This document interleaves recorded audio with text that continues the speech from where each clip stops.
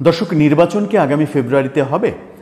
ফেব্রুয়ারির প্রথমার্ধে যে নির্বাচনের কথা বলা হচ্ছে সেই সময়ে কি নির্বাচন হবে, নাকি সামনে নতুন আরও অনেক নাটক অপেক্ষা করছে? এমনই কিছু প্রশ্ন সামনে এনেছে বিবিসি বাংলা। বিবিসি বাংলা দুটো গুরুত্বপূর্ণ প্রশ্ন সামনে এনেছে। সেটা হচ্ছে নির্বাচন আদৌ ফেব্রুয়ারিতে হবে কি না, বাস্তবতা আসলে কি। আরেকটা ব্যাপার হচ্ছে যে সরকার বিএনপির সঙ্গে এই আলোচনায় বসলো কেন, এবং বিএনপির সঙ্গে আলোচনায় ফেব্রুয়ারিতে নির্বাচনের ব্যাপারে একমত হলো কেন? সরকার কি সেফ এক্সিটের পথ খুঁজছে?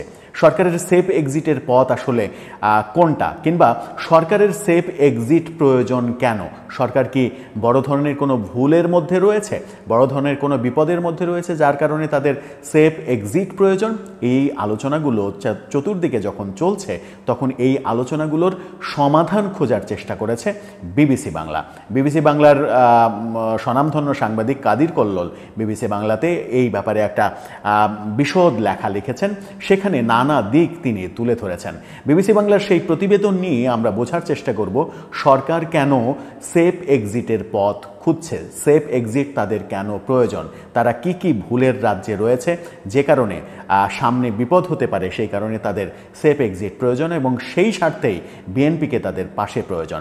দর্শক, সেই আলোচনাতে থাকবেন আমাদের পলিটিক্স টিভির নিয়মিত ভিডিওতে।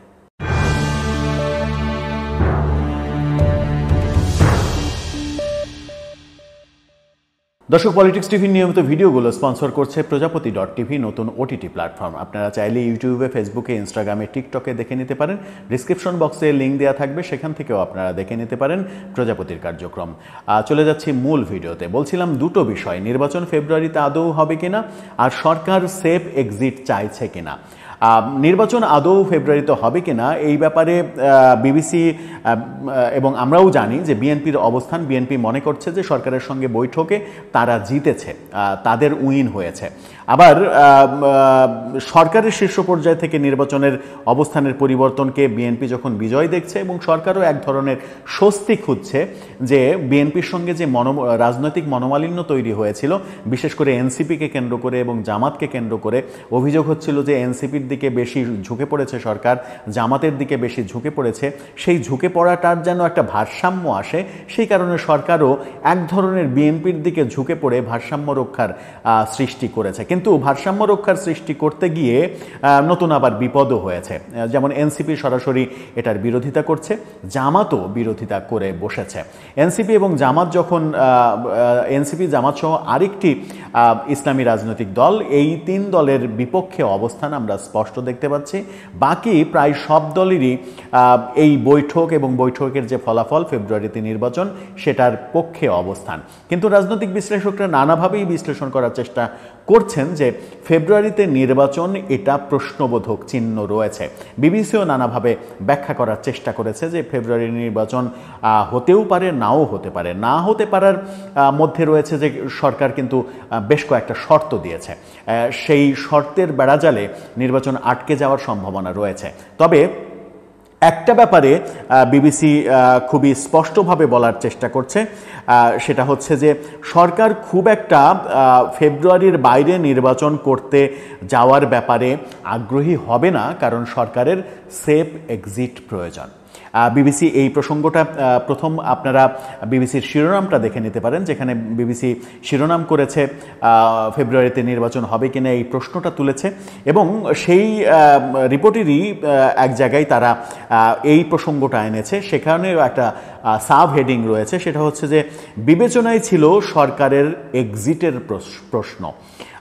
এই দুটো স্ক্রিনশট আপনারা দেখে নিতে পারেন। সেখানেই বিবেচনায় ছিল সরকারের এক্সিটের প্রশ্ন, সেখানেই এক্সিটটা, সেফ এক্সিট সরকার চাইছে কেন, সেটা বিবিসি নানাভাবে বলার চেষ্টা করেছে। কি বলছে বিবিসি, চলুন একটু শুনে নেওয়া যাক, তারপরে ব্যাপারটা বোঝা যাবে যে সরকার কতটা বিপদে পড়তে পারে বিএনপিকে যদি তার বন্ধু তালিকায় তারা না রাখে। বিবিসি বলছে অন্তর্বর্তীকালীন সরকারের 10 মাসে মব, দলবদ্ধ বিশৃঙ্খলা সৃষ্টির নানা অভিযোগ, বিভিন্ন সময় উঠেছে। একই সঙ্গে অর্থনীতি সামাল দেওয়া সহ দেশ পরিচালনায় দুর্বলতা এবং অনেক ক্ষেত্রে ব্যর্থতার অভিযোগও রয়েছে। চট্টগ্রাম বন্দরে বিদেশি কোম্পানিকে দেওয়ার চিন্তা, মায়ানমারের আরাকান রাজ্যের জন্য মানবিক করিডোরের প্রশ্নসহ বিভিন্ন ইস্যুতে বিতর্কের মুখে পড়েছে অন্তর্বর্তীকালীন সরকার। এমন পরিস্থিতিতে রাজনৈতিক দলগুলোর বিভক্তি সরকারকে অস্থিরতায় ফেলেছিল বলেই বিশ্লেষকরা মনে করেন। জুলাই গণঅভ্যুত্থানে আওয়ামী লীগের শাসনের পতনের পর অন্তর্বর্তীকালীন সরকার গঠিত হয়। এই সরকারের প্রধান উপদেষ্টা হিসেবে প্রফেসর ইউনূস শপথ নেন, সেটা সবাই জানেন।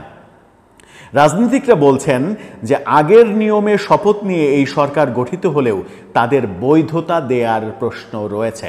অর্থাৎ এই সরকার যে গঠিত হয়েছে, সরকার যেহেতু সংবিধানের নেই, এই অন্তর্বর্তীকালীন সরকারের ব্যবস্থা সংবিধানে যেহেতু নেই, বিশেষ একটা রেফারেন্সের মাধ্যমে যেহেতু সরকারের শপথ অনুষ্ঠান করা হয়েছে এবং সরকার শপথ নিয়েছে, সরকার কার্যক্রম পরিচালনা করছে, 10 মাস অতিক্রান্ত হয়েছে, আরও সামনে 8-10 মাস রয়েছে,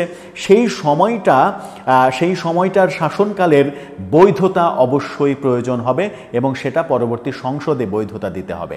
পরবর্তী সংসদে বৈধতা দিতে হলে পরবর্তী সরকার গঠন করবে যারা, তাদের উপরে নির্ভর করতে হবে। যদি ধরেই নেওয়া যায় যে বিএনপি এখন বড় দল, আওয়ামী লীগকে যেহেতু নির্বাচনী কার্যক্রম থেকে দূরে রাখা হয়েছে, বিএনপির উপরেই ভর করতে হবে সরকারকে, কারণ বিএনপিকেই বৈধতাটা দিতে হবে পরবর্তী সংসদে। বিএনপি যদি সরকারের বৈধতা না দেয়, তাহলে সরকারের যারা উপদেষ্টা পরিষদে রয়েছেন কিংবা এই সরকার পরিচালনায় নানাভাবে নানা সেক্টরে যারা জড়িত হয়েছেন, তাদের জন্য মহা বিপদ তৈরি হবে এবং সেই কারণেই তাদের সেফ এক্সিট প্রয়োজন। এখানেই বলা হচ্ছে যে কিন্তু সরকার যদি রাজনৈতিক শক্তিসহ বিভিন্ন অংশীজনের সঙ্গে তিক্ততায় যায় এবং একটা অস্থির পরিবেশের সৃষ্টি হয়, তাহলে সেই সরকারের এক্সিট নিয়েও খারাপ পরিস্থিতি তৈরি হওয়ার আশঙ্কা রয়েছে। অর্থাৎ রাজনৈতিক দলের সঙ্গে তিক্ততায় গেলে, বিশেষ করে বিএনপির সঙ্গে তিক্ততায় গেলে, বিএনপি যদি এই সরকারের বৈধতা পরবর্তী সংসদে না দেয়, তাহলে এই সরকারের সঙ্গে যারা রয়েছেন তারা সবাই বিপদে পড়বেন। একাধিক রাজনৈতিক নেতা বিবিসিকে বলছেন বর্তমান অন্তর্বর্তী সরকার নিয়েও সেই ধরনের আলোচনা তৈরি হচ্ছিল। এই সরকারের এক্সিট বা তাদের বিদায়টা স্বাভাবিকভাবে হবে নাকি খারাপ কোনো পরিস্থিতি হতে পারে, এমন আলোচনা ছিল। বিষয়টি দেরিতে হলেও সরকার অনুধাবন করতে পেরেছে। অর্থাৎ সরকারের যে সেফ এক্সিট প্রয়োজন, সেটা দেরিতে হলেও সরকার অনুধাবন করতে পেরেছে। সেই কারণেই সরকার বিএনপির ব্যাপারে একটা নমনীয় অবস্থান পোষণ করেছে এবং ফেব্রুয়ারিতে নির্বাচনের ব্যাপারে রাজি হয়েছে, বিএনপির প্রস্তাবে রাজি হয়েছে। এরপরে বলা হচ্ছে সেক্ষেত্রে নিরাপদে বেরিয়ে যাওয়া এবং পরে নিরাপত্তার প্রশ্নে বন্দোবস্ত কি হবে এই সরকারের সঙ্গে যারা রয়েছেন, সেটি বিএনপির সঙ্গে সমঝোতার ক্ষেত্রে সরকারের বিবেচনার বড় বিষয় হতে পারে বলে রাজনৈতিক বিশ্লেষকরা মনে করেন। কারণ নির্বাচন হলে বিএনপি ক্ষমতায় আসবে, রাজনৈতিক অঙ্গনের পাশাপাশি মানুষের মধ্যে এই ধারণাটা এখন রয়েছে। ফলে নির্বাচিত সংসদে সরকারকে বৈধতা দেওয়ার বিষয়টি বিএনপির উপরেই নির্ভর করছে। বিএনপির উপরে নির্ভর যখন করছে, তখন বিএনপির সঙ্গে কোনো বৈরিতা করে সরকারের কোনো লাভ হবে না। তার মানে এখানে স্পষ্ট বিবিসি যেটা বলতে চাচ্ছে, আমরাও মোটা দাগে যেটা বুঝি সেটা হচ্ছে যে এই সরকারের কোনো প্রক্রিয়া যেহেতু সংবিধানে নেই, আর সংবিধান চেঞ্জ করাও এই সরকারের পক্ষে সম্ভব নয়, কারণ সংবিধান চেঞ্জ করতে হলে সংসদ প্রয়োজন। সেই কারণে বড় বড় সংবিধান সহ বড় বড় সংস্কার আগামী সংসদে হবে। এই ব্যাপারে প্রফেসর ইউনূসও রাজি হয়েছেন বিএনপির সঙ্গে বৈঠকে। এবং এই সরকারের বৈধতা, এই সরকার যা যা করছে, যে অধ্যাদেশ জারি করেছে, যে কর্মকাণ্ড করেছে, সব কিছুর বৈধতা পরবর্তী সংসদে না দেওয়া পর্যন্ত সংবিধানের আলোকে এগুলো কিন্তু অবৈধ হিসেবে বিবেচিত হবে। আর অবৈধ হিসেবে বিবেচিত হলে এই সরকারের কর্মকাণ্ডের সঙ্গে যারা আছেন জড়িত, তারা সকলেই আইনি জটিলতার মধ্যে পড়বেন। বিএনপির সঙ্গে তিক্ততা শুরু হলে বিএনপি ইচ্ছা করলে তাদের সবাইকেই কাঠগড়ায় দাঁড় করানোর মতো ক্ষমতাও তাদের রয়েছে। বিএনপির না, পরবর্তী সরকার যারা গঠন করবে তারা।